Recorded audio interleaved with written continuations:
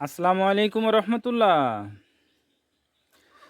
দেশের সকল বাগানীদেরকে জানাই রেয়ার প্লান্ট নার্সারির পক্ষ থেকে আন্তরিক শুভেচ্ছা ও অভিনন্দন। বন্ধুরা সবাই কেমন আছেন? আশা করি সবাই ভালো আছেন। আলহামদুলিল্লাহ। বন্ধুরা, আল্লাহ তাআলার রহমতে আজকে কিছু গাছ কুরিয়ার করবো ইনশাআল্লাহ এক বাগানি ভাইয়ের উদ্দেশ্যে। এই ভাই ছাদে বাগান করতেছে, খুব শখের বশে বাগানটা করতেছে এবং খুব ব্যয়বহুলভাবে। তো ভাইয়ের জন্য কিছু গাছ পাঠাবো। তো গাছগুলো পাঠানোর আগে আমি একটা ভিডিও করছি এবং প্রতিনিয়ত এটা করে থাকি। যখনই আমি অনলাইনের মাধ্যমে গাছ সেল করি তখন সেটাকে ভিডিও করে আমাদের পেজ এবং আমাদের ইউটিউব চ্যানেলে আমরা এটা কিন্তু আপলোড করে দিই। তো এটা আপলোড করার পিছনে দুইটা কারণ আছে। প্রথম যে কারণ সেটা হচ্ছে নতুন যে বাগানের উদ্দেশ্যে গাছটা পাঠাচ্ছি ওই বাগানি যাতে গাছটা দেখে নিশ্চিত করতে পারে যে আসলে তাকে যে গাছটা দেখাচ্ছি ওইটাই সে পাইছে কিনা।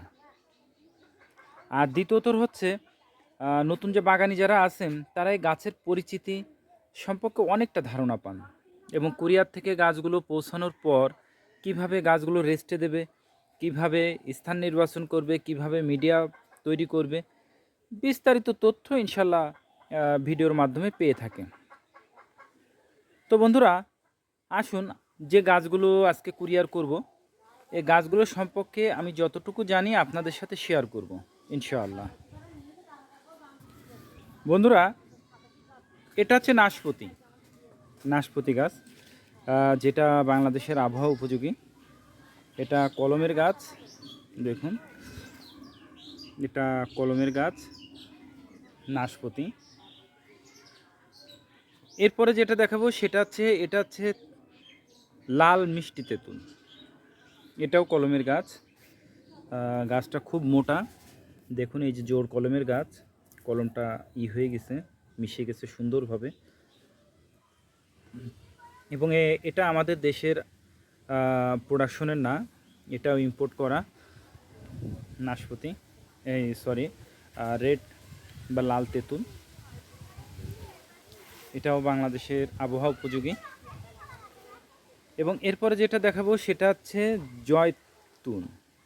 কোরআনে যে বর্ণিত আছে জয়তুন, এটা হচ্ছে সেই জয়তুন গাছ। দেখুন বেশ বড় এবং ঝোপালো গাছ। দেখুন গোড়াটাও দেখুন বেশ মোটা। জয়তুন, জয়তুন গাছ দেখুন। এবং এটা হচ্ছে দার্জিলিং কমলা, যেটা বাংলাদেশের আবহাওয়া উপযোগী, খুব ভালো মানের কমলা। আমি আমার পেজে ভিডিওতেও অবশ্য একটা পোস্ট করছিলাম যে পলিব্যাগেই রামবুটান, এই পলিব্যাগেই আপনার কমলা ধরবে। এটাকে যদি এইভাবে রেখে দেওয়া হয় তাহলে সেক্ষেত্রে এতেই কমলা ধরবে ইনশাল্লাহ। আর যদি মাটিতে লাগানো হয় সেক্ষেত্রে দ্রুত প্রসার ঘটবে। এটা দার্জিলিং কমলা। দেখুন এর গাছের গোড়াটা কত মোটা। বন্ধুরা, এরপরে যেটা দেখাবো সেটা হচ্ছে রামবুটান। এটা হচ্ছে মালয়েশিয়ান রামবুটান। দেখুন এর তিনটা ডাল, এই যে মাথায় একটা ডাল কুশি আসতেছে, আর এই আর একটা ডাল, এটাও কুশি আসতেছে, এই একটা ডাল এটাও কুশি আসতেছে। এবং বন্ধুরা, এই যে শীত পড়ছে, এই শীতে কিন্তু রামবুটানে যাদের বাগানের রামবুটান আছে এই পাতাগুলো কিন্তু সব নষ্ট হয়ে যাবে। প্রায় রামবুটানের পাতা নষ্ট হয়ে সব পড়ে যাবে, কারণ এই টাইমটা রামবুটানের পাতা তেমন একটা থাকে না। এই যেগুলো দেখছেন এই পাতাও থাকবে না।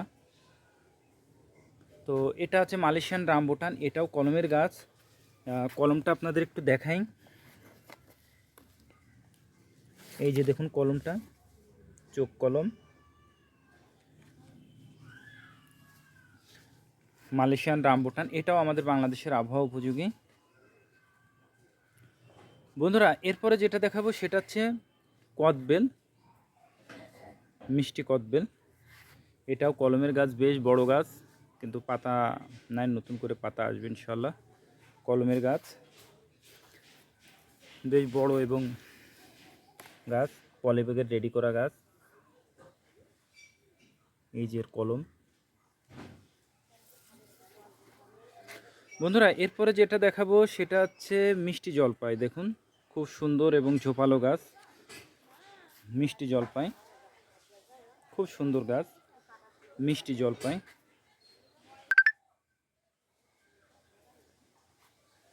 মিষ্টি জলপাই এগুলো বন্ধুরা, যে এগুলো সবই কিন্তু আমাদের দেশের আবহাওয়া উপযোগী। বন্ধুরা এরপরে যেটা দেখাবো সেটা হচ্ছে রোলেনিয়া। রোলেনিয়া খুব ভালো মানের একটা ফল এবং খুব বড় সাইজের হয়। আমাদের ভিডিওতে বা আমাদের পোস্টে দেখছেন রোলেনিয়া। এটা কলমের। দেখুন ছাদ বাগানের জন্য কিন্তু এত বড় রাখা যাবে না গাছটা, গাছটা একটু ছোট রাখতে হবে, আরও খাটো করে দিতে হবে, তাহলে ভালো হবে। কলমের গাছ এটা রোলেনিয়া। দেখুন খুব ভালো মানের একটা ফল, আমাদের বাংলাদেশের আবহাওয়া উপযোগী। বন্ধুরা এরপরে যেটা দেখাবো সেটা হচ্ছে long mulberry, Pakistani long mulberry. দেখুন এই গাছটাও খুব দ্রুত বাড়ে। এর কলমটা দেখুন, এই যে আছে কলমটা, সুন্দরভাবে কলমটা মিশে গেছে। দেখুন long mulberry, Pakistani long mulberry, এটাও আমাদের দেশের আবহাওয়া উপযোগী। এর পাতাটা দেখুন কেমন। বন্ধুরা এরপরে যেটা দেখাবো সেটা হচ্ছে হরিমন 99 আপেল। এটাও আমাদের বাংলাদেশের আবহাওয়া উপযোগী। এটার গোড়ায় কোনো পানি জোটেনি, যার জন্য এরকম অবস্থা হয়ে গেছে। এটাও কলম দেখুন, ইন্ডিয়ান কলম, আমাদের দেশের কোনো কলম না। এরপরে যেটা দেখাবো সেটা হচ্ছে তায়ন পিঙ্ক পেয়ারা। পেয়ারা গাছটা অনেক বড় এবং ঝোপালো গাছ, এটাও পলিব্যাগে রেডি করা গাছ।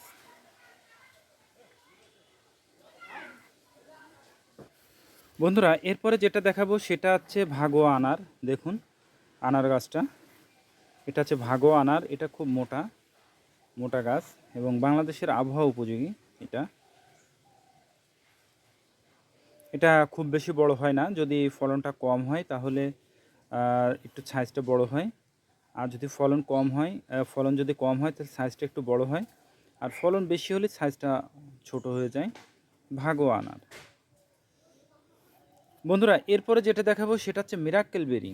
মিরাক্কেল বেরি এটা এমন একটা ফল, এই ফলটা পাকা একটা ফল, খাওয়ার পরে আধা ঘন্টা ধরে আপনার গাল মিষ্টি হয়ে যাবে। আপনি যাই খান না কেন আপনার মুখটা মিষ্টি হয়ে যাবে। দেখুন বন্ধুরা গাছটা কেমন মোটা, এবং দেখুন কি পরিমাণ ফুল আসছে, এবং এটাও কিন্তু বাংলাদেশের আবহাওয়া উপযোগী, প্রচুর ফল ধরে গাছে। তো বন্ধুরা এই ছিল আজকের ভাইয়ের গাছগুলো।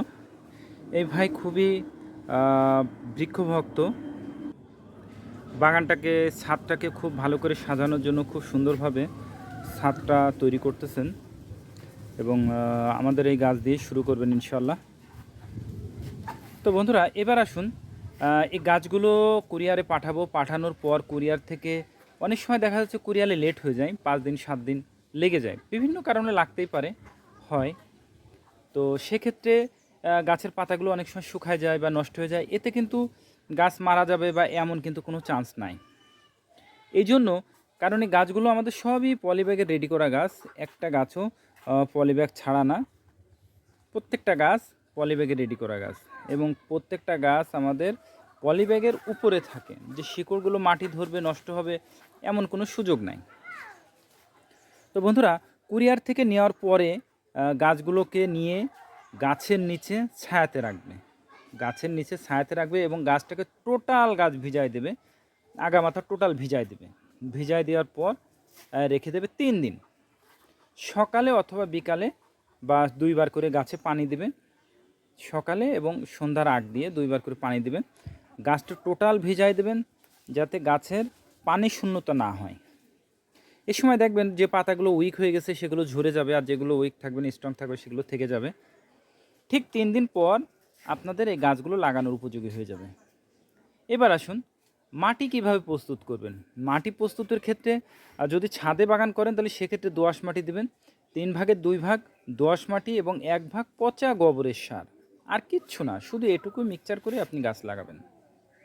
আর নিচে যদি লাগান চেষ্টা করবেন রোদযুক্ত উঁচু জায়গায় লাগানোর, যে কোনো মাটিতেই হবে, সমস্যা নেই। তবে লেবুটা কমলা লেবু বা মালটা লেবু যে লেবুগুলোই লাগান সেগুলো অবশ্যই রোদযুক্ত জায়গাতে লাগাতে হবে, ছায়াতে লেবু ভালো হবে না। এবার আসুন গাছটা কিভাবে আপনি লাগাবেন। গাছটাকে ফার্স্টে এইভাবে শোয়াই নেবেন। দেখুন এইভাবে গাছটাকে শোয়াই নেই। দেখেন আমাদের এত বড় গাছ, গাছের কোনো শিকড় কিন্তু মাটিতে আসে নাই, দেখুন পুরো শিকড়টা পলিব্যাগে। গাছটা এইভাবে শোয়ায়ে এখান থেকে সুন্দর করে গোল করে কেটে ফেলবেন। কেটে ফেলে গাছটাকে যেখানে লাগাবেন ঠিক তার মাঝ বরাবর রাখবেন।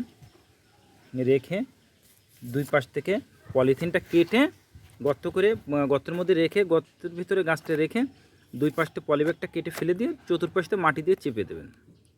এরপরে ভালো একটা খুঁটি দেবেন যাতে গাছটা বাতাসে দোল না খায়, বাতাসে যাতে দোল না খায়।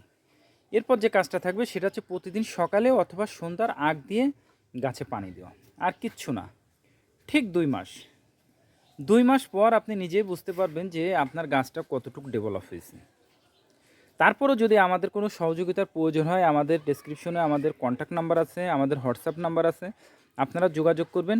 গাছ সম্পর্কে যে কোনো প্রয়োজনে নক করবেন, ইনশাল্লাহ আমরা চেষ্টা করব আপনাদেরকে সহযোগিতা করা। বন্ধুরা, আমাদের পেজটা গাছ সম্পর্কিত, আমাদের চ্যানেলটাও গাছ সম্পর্কিত। যারা গাছকে ভালোবাসেন, গাছ সম্পর্কে জানতে চান, তারা আমাদের পেজটিকে ফলো দিয়ে রাখবেন। এবং যারা আমাদের চ্যানেলে নতুন, আমাদের চ্যানেলটিকেও সাবস্ক্রাইব করে রাখবেন গাছ সম্পর্কে জানার জন্য। এবং ভিডিওটা যদি ভালো লেগে থাকে অবশ্যই শেয়ার করবেন যাতে নতুন বাগানিরা গাছগুলোর সম্পর্কে একটু হলেও ধারণা পায়। বন্ধুরা, বাগানি ভাই গাছগুলো নিচ্ছেন তার বাগানকে আলোকিত করার জন্য, অনেক স্বপ্ন নিয়ে গাছগুলো নিচ্ছেন। তো গাছগুলো ভালোভাবে পোষাক এবং ভালোভাবে তার বাগানে ফুলে ফলে পরিপূর্ণ হোক, এই আশাই করি। সকলেই দোয়া রাখবেন, সকলে ভালো থাকবেন, সুস্থ থাকবেন। আল্লাহ তাআলা যেন সেটাই করেন যেটা আপনার আমার জন্য কল্যাণকর। আসসালামু আলাইকুম ওয়া রাহমাতুল্লাহ।